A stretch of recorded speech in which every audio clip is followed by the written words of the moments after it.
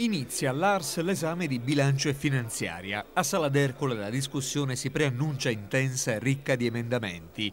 Il PDL, che non risparmia critiche al governo lombardo, ne ha infatti annunciati qualcosa come 750. I due strumenti finanziari prevedono tra l'altro maggiori tasse, il taglio di alcuni enti, tra i quali l'ARAN, le cui funzioni saranno trasferite all'ARAN nazionale, la soppressione del garante dei detenuti e la vendita dei beni degli ACP.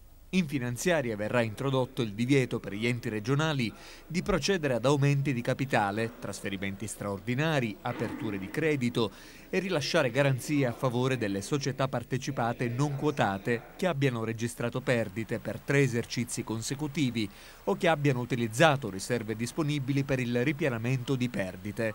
Prevista anche, ma non è la prima volta, la soppressione dei consorzi di ripopolamento ittico, dei comitati tecnico-scientifici degli enti parco, l'accorpamento dei consorzi di bonifica, l'abrogazione del Fondo siciliano per l'assistenza e il collocamento dei lavoratori disoccupati col trasferimento delle funzioni all'assessorato alla famiglia ed ancora l'eliminazione della figura del garante per i detenuti con le mansioni trasferite alla segreteria generale della regione.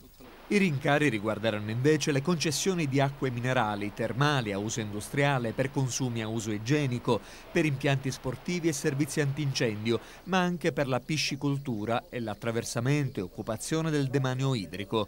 L'aumento previsto è del 30%. Per i beni demaniali e patrimoniali i canoni di concessione e locazione non potranno essere inferiori a 5.000 euro all'anno e gli importi variano in base alla superficie dei comuni.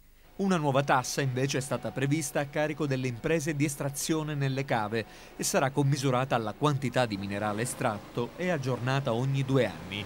Per le concessioni a uso agricolo invece il canone annuo sarà pari a 250 euro. Sono ripristinate anche le tariffe per la concessione e l'esercizio di funivie, slittovie, sciovie e altri mezzi di trasporto terrestri a fune senza rotaia di interesse regionale.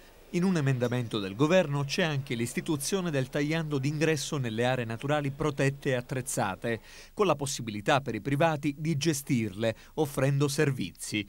Richiesti dal governo nazionale come condizione alla cessione temporanea dei fondi FAS, fondamentali per chiudere il bilancio, sono previsti anche i tagli ai cosiddetti costi della politica, tra il blocco dei consulenti, la riduzione delle indennità e delle auto blu.